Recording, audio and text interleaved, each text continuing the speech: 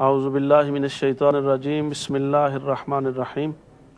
ناظرین گرامی قدر، پروگرام بہار شریعت میں آپ کا میزبان خورشید عالم حاضر خدمت ہے۔ آپ جانتے ہیں یہ پروگرام آپ کی خدمت میں سوالات اور جوابات پر مبنی ہوتا ہے۔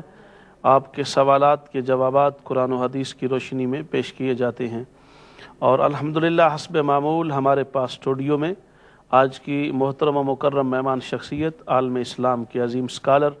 محترم المقام سید محمد عرفان مشہدی ہمارے ساتھ تشریف فرما ہیں۔ حضرت میں آپ کو پروگرام میں تشریف لانے پر خوش آمدید کہتا ہوں۔ شکریہ۔ ناظرین گرامی، آپ جانتے ہیں کہ ہمارا پروگرام کا فارمیٹ اور اس کا طریقہ کار یہ ہے کہ ہم پہلے سوالات جو پچھلے پروگرام کے ہوتے ہیں ان پر ہماری گفتگو ہوتی ہے،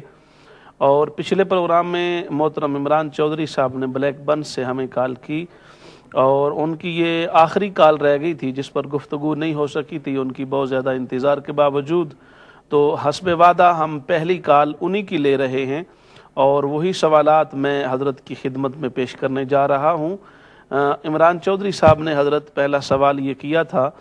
کہ آپ سید ہیں یا امتی ہیں، اس کی ذرا وضاحت فرمائیے۔ سید اور امتی میں فرق کیا ہے، اور اگر فرق ہے یا نہیں، یا یہ دونوں اصطلاحیں کس طرح ان کا اطلاق ہوتا؟ بسم اللہ الرحمن الرحیم، نحمدہ ونصلی ونسلم علی رسولہ الکریم، اما بعد فاعوذ باللہ من الشیطان الرجیم، بسم اللہ الرحمن الرحیم۔ یا ایہا الناس انا خلقناکم من ذکر و انثی وجعلناکم شعوبا وقبائل لتعارفوا ان اکرمکم عند اللہ اتقاکم۔ صدق اللہ العظیم۔ الصلاۃ والسلام علیک یا رسول اللہ وعلی آلک و اصحابک یا حبیب اللہ۔ حمد و صلاۃ کے بعد ناظرین و سامعین، محترم جناب علامہ خورشید عالم صابری صاحب نے آج کے پروگرام کا پہلا سوال عمران صاحب کی طرف سے پیش کیا ہے کہ انہوں نے مجھ سے پوچھا غالباً کہ میں سید ہوں یا امتی ہوں، اور اس سلسلے میں وضاحت کے وہ طلبگار ہیں۔ عمران صاحب سے میری یہ درخواست ہے کہ اگر میرے بارے میں پوچھتے ہیں تو میں الحمدللہ ثم الحمدللہ سرکار دو عالم علیہ الصلاۃ والسلام اپنے آقا و مولا کا امتی ہوں، اور نبی کریم علیہ الصلاۃ والسلام پر جو کچھ بھی آپ لائے ہیں اس پر ایمان رکھتا ہوں، اور آپ کو اللہ تعالیٰ کا آخری نبی اور آخری رسول مانتا ہوں، اور توحید کے بارے میں جو کچھ بھی علوم معارف سرکار دو عالم صلی اللہ علیہ وسلم نے عطا فرمائے ان پر ایمان رکھتا ہوں۔ یہی پہلی پہچان ہے۔ اور سید ہمارے عرف میں، ہندوستان میں، پاکستان میں، سید بطور ایک خاندان کے یا ایک نسل کو جب سید کہا جاتا ہے مسلمانوں میں، تو اس سے وہ مراد لیتے ہیں نبی کریم علیہ الصلاۃ والسلام کی ذریت، آپ کا خانوادہ۔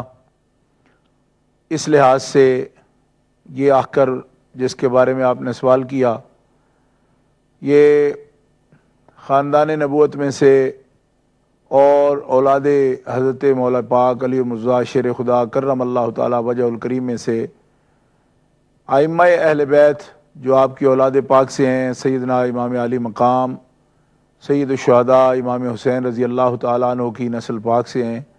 سیدنا امام موسیٰ کاظم رضی اللہ تعالیٰ عنہ جو حضرت امام جعفر صادق رضی اللہ تعالیٰ عنہ کے فرزند گرامی ہیں، ان کے بیٹے علی ہارون کی نسل سے میرا تعلق ہے۔ اس لحاظ سے ہمارے ہندوستان کے، پاکستان کے مسلمانوں کے عرف میں سید نسلی لحاظ سے جس خاندان کو کہا جاتا ہے اس خاندان سے بھی میرا تعلق ہے، مگر سید کے بارے میں عرف جو ہے وہ کئی ملکوں میں بدلتا رہتا ہے۔ مومن کا عرف کسی ملک میں بھی نہیں بدلتا، لہٰذا سید جو ہے کئی علاقوں میں انہی کو یعنی اولاد سیدہ زہرا بتول رضی اللہ تعالیٰ عنہ، آپ کی اولاد پاک کو عرب جو ہیں وہ شریف کے لقب سے یاد کرتے ہیں، اس نام سے بلاتے ہیں۔ کئی ملکوں میں میر کے نام سے یاد کیا جاتا ہے، لیکن امتی مومن وہ اس کے مقابل نہیں ہے کہ جو سید ہوگا وہ امتی نہیں ہوگا، جو امتی ہوگا وہ سید نہیں ہوگا۔ اس کا آپس میں کوئی تعلق نہیں، یہ غلط العوام ہے، عوام کی غلطیوں میں سے جو اغلاط ان میں آئی ہیں، رائج ہو گئی ہیں، ان میں سے یہ غلطی ہے۔ اس لیے کہ نبی کریم علیہ السلام کا ارشاد گرامی ہے کہ سید، جس کو بھی سید تم کہو گے اس کے لیے ضروری ہے کہ وہ مومن ہو، اگر مومن نہ ہو تو سید نہ کہو۔ سنن ابی داؤد شریف میں یہ حدیث پاک موجود ہے، میں بارہا اپنے پروگراموں میں اس کو پیش کر چکا ہوں کہ آقا صلی اللہ علیہ وسلم کا ارشاد ہے لا تقولوا للمنافق سید فإنه إن يك سیدا قد اسخطتم ربكم عز وجل، تم کسی منافق کو سید نہ کہو، کیونکہ اگر وہ منافق تمہارا سید ہے، سردار ہے، کہ تم نے اپنے رب جل وعلا کو اپنے پر غضبناک کر لیا، کہ اللہ کو اس پر غصہ آتا ہے، غضب فرماتا ہے مالک کہ کسی منافق کو لوگ اپنا سردار یا اپنا سید قرار دیں۔ لہٰذا اصل بات تو حضور کا امتی ہونا ہے، ایمان رکھنا ہے آپ پر، اور امت اجابت سے تعلق رکھنا ہے، اور یہ شرف حاصل ہو، اور اس کے ساتھ ساتھ اگر اس خاندان سے تعلق ہے، نسل رسول سے، تو یہ اللہ تعالیٰ کا بہت ہی بڑا فضل و کرم ہے کہ اس عالی شان خاندان کو، اتنا معظم خاندان ہے، اور اتنی اللہ نے عزت دی ہے کہ کروڑا مسلمان فقط اس نسبت سے عزت کرنے والے ہیں، اور اس حوالے سے جو پہچان ہے وہ ہے۔ تو لیکن سید اور امتی یہ آپس میں کوئی مقابل لفظ نہیں ہے کہ یا متضاد لفظ ہیں کہ جو امتی ہو وہ سید نہیں ہے، سید ہو تو امتی نہیں ہے۔ سید جس کا نسل رسول سے تعلق ہے وہ بھی سید اسی صورت میں مانا جاتا ہے جب وہ ایماندار ہو، امتی ہو، اور امت بھی امت اجابت سے تعلق رکھتا ہو۔ سبحان اللہ، ماشاء اللہ۔ حضرت دوسرا سوال ان کا تھا کہ سید کی غیر سید سے، اس سوال پر جانے سے پہلے ہمارے ساتھ مسز ناصر صاحبہ ہیں برمنگھم سے۔ السلام علیکم۔ وعلیکم السلام ورحمۃ اللہ۔ جی فرمائیے، کیا سوال ہے؟ علامہ صاحب کی خدمت میں بھی السلام علیکم۔ وعلیکم السلام ورحمۃ اللہ آپ سب کے علم، عمل اور عمر میں برکت عطا کرے۔ آمین۔ میرے 3 سوال ہیں۔ میرا پہلا سوال یہ ہے کہ اہل حدیث اور دیوبندی فرقے میں کیا فرق ہے؟ جی۔ اور میرا دوسرا سوال ہے کہ نماز فجر اور مغرب کی سنتوں میں کون سی صورتیں پڑھنا مسنون ہیں؟ اس کے علاوہ میں نے بہت پہلے کہیں پڑھا تھا کہ آقا صلی اللہ علیہ وسلم مغرب کی فرض نماز یا فجر کی فرض نماز کی پہلی رکعت میں سورہ توبہ کی آخری آیتیں پڑھنا پسند فرماتے تھے، تو کیا یہ بات درست ہے؟ جی۔ اور میرا تیسرا سوال یہ ہے کہ اللہ رب العزت نے اپنے پاک کلام میں کہا ہے کہ جس کا ترجمہ کچھ یوں ہے کہ ایک مسلمان جب جنت میں داخل ہو جائے گا تو وہ اس میں ہمیشہ ہمیشہ کے لیے رہے گا۔ تو حج یا عمرہ کے درمیان جب ایک مسلمان اللہ کے فضل و کرم سے ریاض الجنت میں داخل ہو جائے تو کیا وہ یہ گمان کرے کہ میں تو اب جنت میں داخل ہو گیا ہوں، لہذا اب اس میں ہمیشہ کے لیے رہنا ہے؟ شریعت کی روح سے ایسا گمان کرنا کیسا ہے؟ دعا میں یاد رکھیے گا۔ جی جزاکم اللہ، شکریہ تشریح لانے کا۔ انشاءاللہ تعالی ضرور آپ کے سوالات پر بات ہوگی، ہمارے ساتھ رہیے۔ جی حضرت دوسرا سوال تھا عمران چودھری صاحب کا کہ سید کا غیر سید سے نکاح جائز ہے یا نہیں؟ بسم اللہ الرحمن الرحیم۔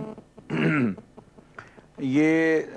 سوال جو ہے غالباً انہوں نے سید کا نکاح غیر سیدہ سے یا سیدہ کا نکاح غیر سید سے، یہ ذرا ایسا غور سے دیکھ لیں۔ جی ہاں، میرا خیال ہے انہوں نے ذرا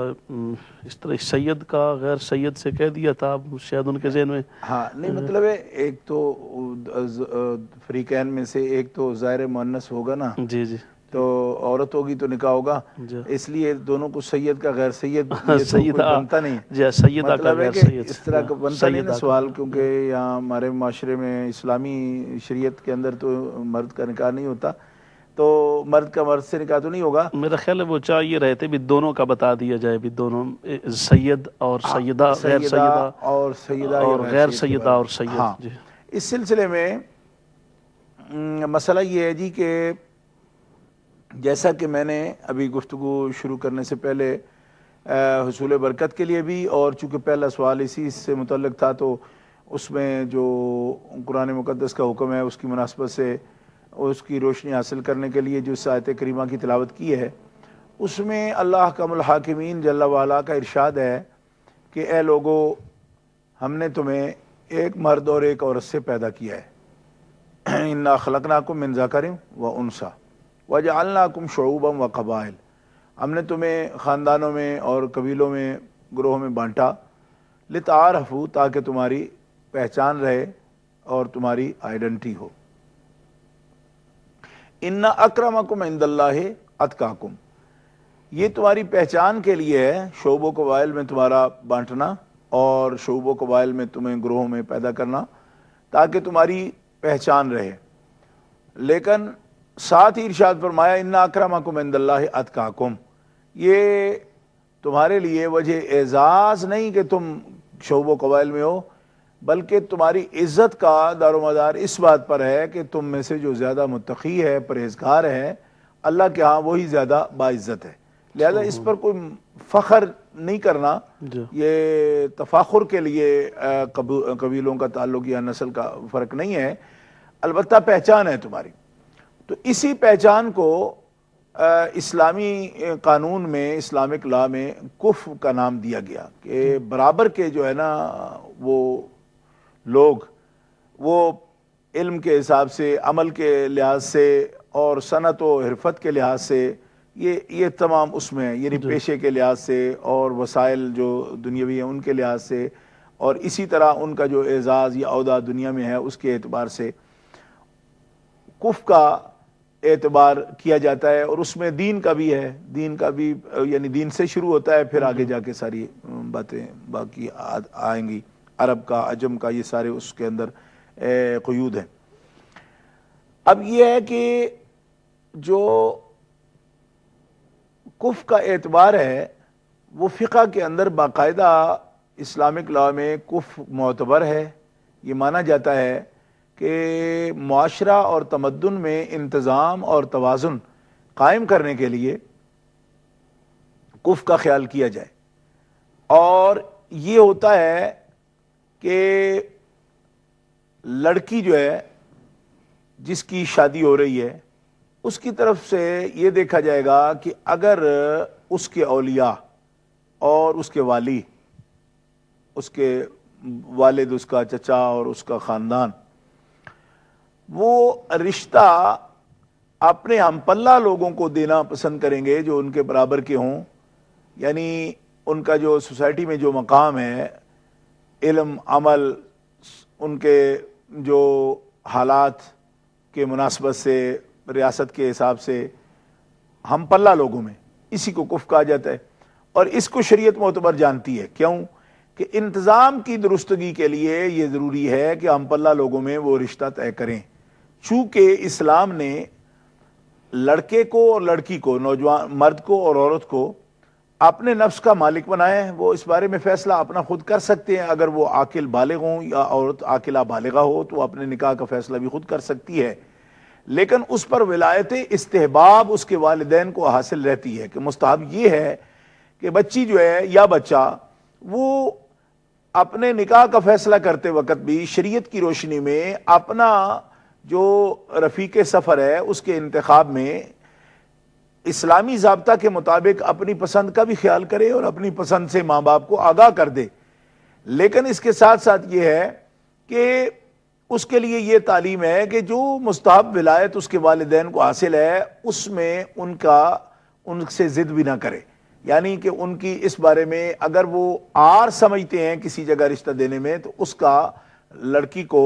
خیال کرنا چاہیے کہ جس بات میں ان کی بے عزتی ہو، اہانت سمجھیں، وہ اس طرف وہ فیصلہ اپنا نہ کرے، اپنے انتخاب میں وہ اس جہت کا خیال رکھے کہ والدین جو ہیں ان کے لیے باعث آر نہ بنے یا باعث شرم نہ بنے۔ اچھا، لیکن اگر اولیاء کو بظاہر وہ یہ سمجھتے ہوں کہ خاندانی لحاظ سے فرق ہو بھی، لیکن کچھ اور اسباب ایسے ہوں جس کی وجہ سے وہ اس بات کو آر نہ سمجھیں، مثلا علم کے حساب سے، عمل کے لحاظ سے اگر ایسا کوئی فرق نہ وہ محسوس کریں اور وہ سمجھیں کہ ایسے خاندان میں بظاہر وہ ہم پلہ نہیں ہے ہمارے، لیکن بندے کے اندر اتنی کوالٹیاں ہیں کہ وہ معاشرے میں اتنا مقتدر ہے اور اس کو اتنی عزت دی جاتی ہے کہ ہمیں کوئی عار نہیں ہے، تو اس صورت میں اس نکاح کے منعقد ہونے میں علماء اور فقہ میں لکھا ہے کہ کوئی اس میں حرج نہیں، نکاح منعقد ہو جائے گا، یعنی اس کی کوئی حرمت ذاتی نہیں ہے جی لیکن اگر اولیاء کو اعتراض ہو، کیونکہ یہ کف کا مسئلہ جو ہے نا اس میں حق اولیاء کا ہے، اور یہ جو والدین ہیں خاندان ہیں ان کا حق ہے، اور اگر وہ معترض ہوں اس بات پر تو اس صورت میں یہ نکاح جو ہے عند القضاء فسخ بھی ہوگا، اور نکاح جو ہے وہ اگر کرنے سے پہلے وہ اپنی رائے کا اظہار کر دیں تو بچوں کو والدین کی اور اپنے خاندان کی جو آراء ہیں اس کو بھی پیش نظر رکھنا چاہیے۔ تو سادات میں بھی یہی مسئلہ ہے کہ بنو ہاشم اور قریش وہ ان کے کف ہیں، اور دیگر جو خاندان ہیں وہ ان کے کف نہیں ہیں، ان کے کف نہیں ہیں۔ ٹھیک، تو اگر اس پر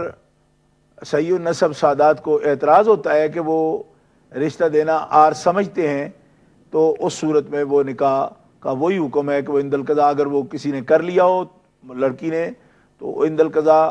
قضاءً یعنی وہ فسخ ہو سکتا ہے اس بنیاد پر، اور کیونکہ کفت معتبر ہے، جی اور اگر اولیاء کو اعتراض نہ ہو تو پھر وہ نکاح منعقد ہو جاتا ہے، اور اس میں کوئی کلام نہیں ہے۔ یہ تمام جتنے بھی فقہاء ہیں متون کے اندر بھی، یہ فقہ کے متون کے اندر یہ مسئلہ لکھا ہوا ہے، اور اس کی نظیریں جو ہیں وہ بالکل واضح ہیں کہ جیسے دیکھیے حضرت مولا کائنات علی مرضی شیر خدا کرم اللہ تعالیٰ وجہ الکریم اور سیدۃ النساء العالمین حضرت خاتون جنت رضی اللہ تعالیٰ عنہا سلام اللہ علیہ ابیہا و علیہا، ان کی صاحبزادی حضرت سیدہ زینب بنت حضرت مولا علی و بنت سیدہ خاتون جنت کا نکاح حضرت عمر فاروق رضی اللہ تعالیٰ عنہ سے ہوا۔ تو آپ جانتے ہیں کہ حضرت سیدہ زینب تو ہاشمیہ ہیں اور علویہ ہیں، فاطمیہ ہیں، لیکن حضرت عمر رضی اللہ تعالیٰ عنہ قرشی ہیں، ہاشمی بھی نہیں ہیں۔ تو ان کے ساتھ نکاح منعقد ہوا، تو حضرت مولا پاک رضی اللہ تعالیٰ عنہ جب نکاح کر رہے ہیں تو حضرت عمر کا نکاح ہو رہا ہے آپ کی صاحبزادی سے، تو حضرت مولا علی کے فتوے سے بھی یہ بات واضح ہو گئی، چونکہ علیکم بسنتی و سنت الخلفاء الراشدین، یہ تو خلفاء راشدین کا طریقہ تو نبی پاک کا طریقہ ہی ہے۔ پھر خود سرکار دو عالم علیہ السلام نے اپنی دو صاحبزادیوں کا نکاح حضرت سیدنا عثمان غنی رضی اللہ تعالیٰ عنہ سے فرمایا، اور سیدنا عثمان غنی رضی اللہ تعالیٰ عنہ بھی بنو ہاشم سے نہیں ہیں، بنو ہاشم سے کے اگرچہ نواسے ہیں وہ،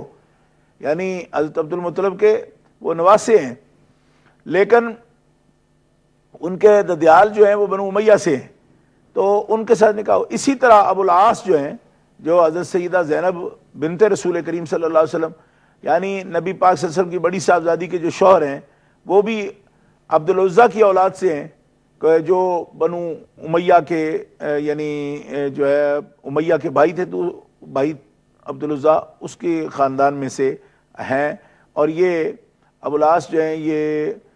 حضرت سیدہ خاتون جنت